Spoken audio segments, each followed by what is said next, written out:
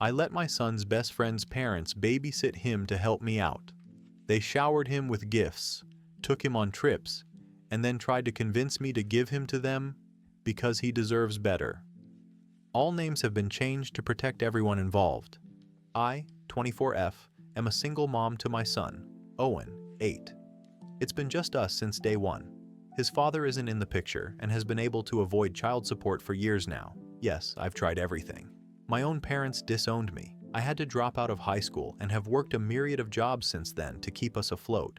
We aren't on the poverty line by any means, but we definitely live paycheck to paycheck in a one-bedroom apartment. It's not ideal, and I hope within the next couple of years we'll be someplace bigger. For now, it's our situation. I've raised Owen to know that money isn't everything. We may not have a lot. He won't always have the newest this or that, but we have each other. The two of us are very close. He has never gone without the basics, but I admit, he doesn't get a lot of fun extras. I try to save a little here and there to make birthdays and holidays fun, but it's still never anything glamorous. And I think Owen was fine with that. Until recently anyway. In our area, all the public schools are based on a lottery system, so your child has a fair shot of going to any of them, so long as you put in their name. Our neighborhood school is not great and in a pretty crappy area, so I decided to put him in a different one across town. It's near my job, so it works out. Last year, when he was in 2nd grade, he met Charlie. They began hanging out a lot after school, with Owen going to his place. I met Charlie's parents, Nate and Paige, a couple of times before this began. They seemed very nice and supportive. Owen always had a great time at their house. Charlie occasionally came to our apartment, but usually they were at his place, which made sense. I work, and there's really not much for them to do here, even when I am off. Summer breaks are easy to find care, as there are several free or low-cost camps that I can put Owen in. It's the shorter breaks, such as Christmas and spring, that are harder. Camp space is limited. Spring break of 2022, I managed to just miss registration. Paige is a stay-at-home mom and offered to take Owen for the week. I was hesitant to ask so much of her, but she insisted. He had a really fun time with them. They did a ton of activities, and Paige refused my attempts to pay her back at least some. I couldn't afford all. I admit, I did feel a tad uncomfortable with her spending this much on my son, but at the same time, I didn't want to deprive Owen of this stuff. Summer came, and while I did get Owen into camp, he spent a ton of time with Charlie as well. He ended up going on vacation with them.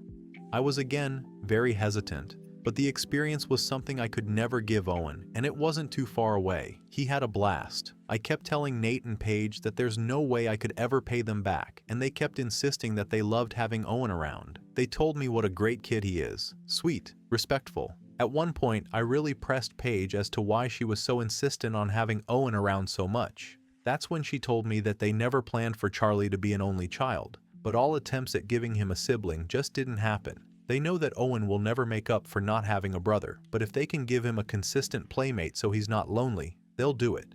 Should this have been a red flag? Maybe. But at the same time, I found it sweet that the boys considered each other brothers. I thought it was innocent. Surely Paige and Nate knew the truth. Right? Right? This continued for a bit, and come Christmas break of 2022, Paige and Nate insisted that I not even bother to try to get Owen into a camp. They'd take care of him for me. I was grateful. They ended up getting him more Christmas gifts than I did. I tried to set my pride aside because it was about Owen, not me. This is still when things finally started seeming off to me. I understood a gift on his birthday, and while they didn't get him as many gifts that they got Charlie, it was a lot more than you would typically get your kid's friend. Fast forward to now. Spring break was last week, and this time, Paige and Nate didn't just offer to take care of him during the day while I worked. They asked if Owen could spend the entire week at their house.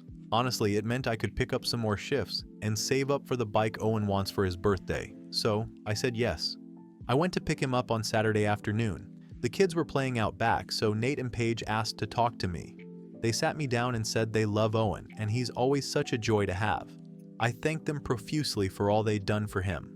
Paige suggested that Owen stay a little longer. I pointed out Easter was Sunday plus school started up on Monday. They said they could take him to school. I felt weird and said, no, it was time for Owen to come home. That's when Nate suggested that Owen stay with them long term. I could still see him, but they would take care of him.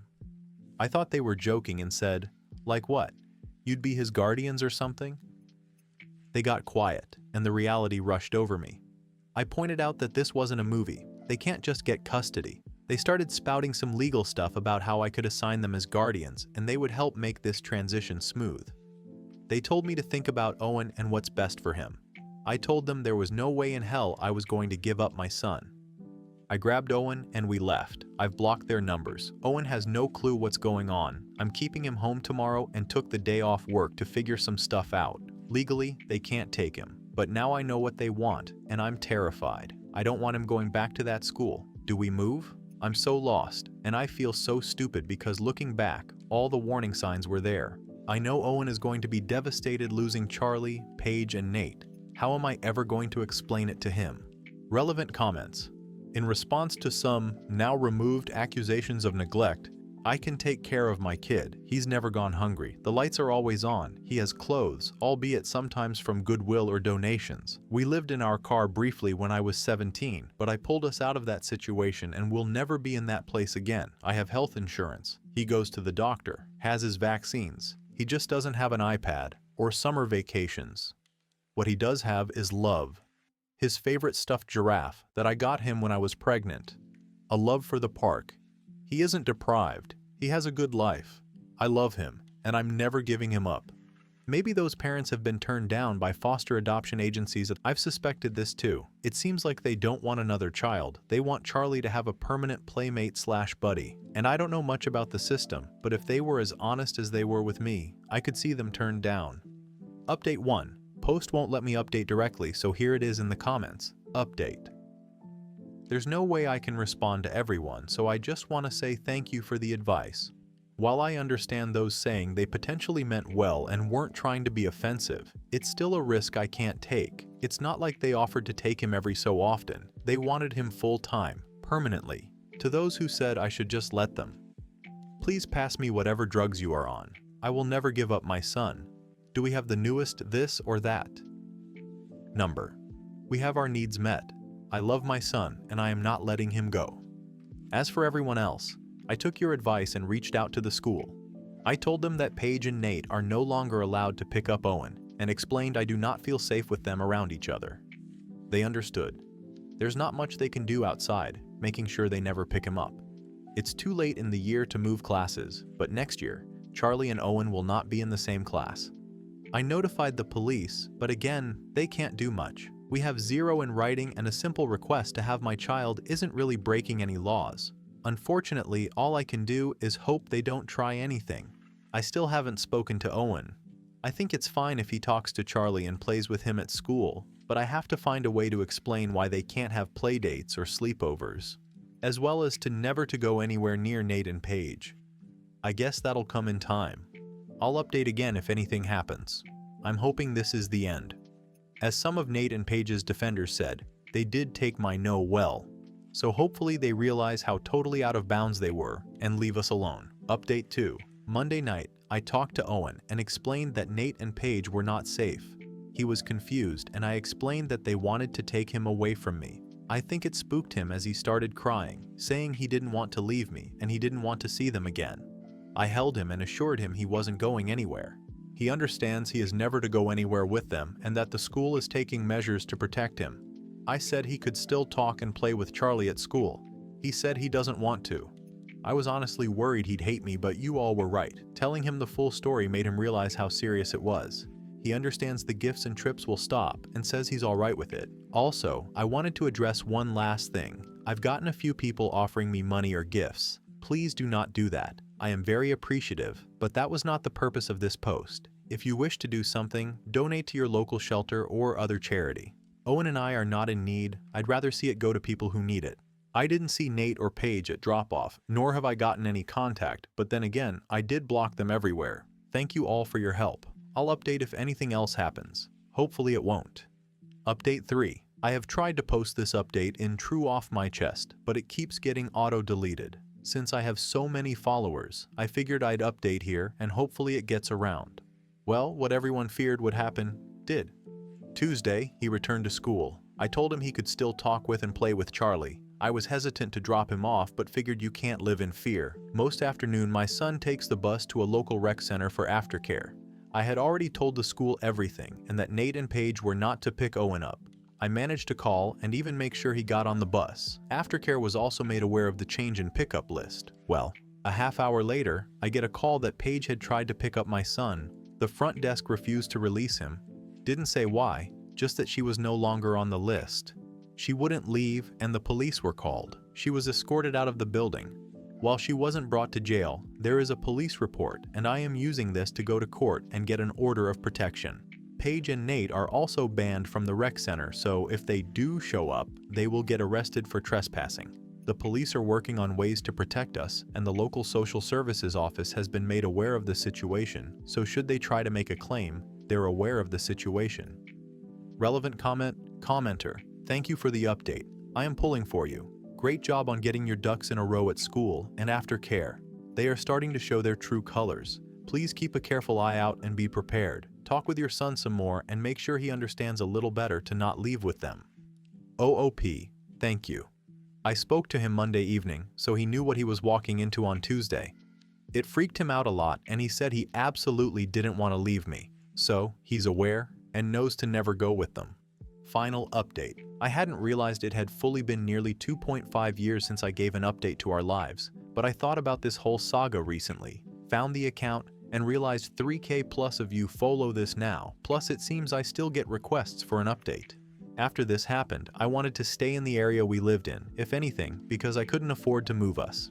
I ended up transferring Owen to a different after-school program. He still remained friends with Charlie at school. Apparently, even Charlie would call his parents weird and said he was angry with them for making it so Owen couldn't go over there after school. The rest of the year passed by awkwardly, but initially, the school did a good job of making sure Nate and Paige were not anywhere near my son. I was told they wouldn't be allowed to volunteer anymore, as Paige often did, prior to everything. Summer soon came. Owen started his usual camps, and I thought all was well. I had initially been told that the boys would not be put into the same class the following year. It had been too late in the year to move either of the boys. But when I brought Owen to school on the first day, I saw Charlie's name on the door. It's a small school, and they have a unique last name, so I knew it wasn't a coincidence.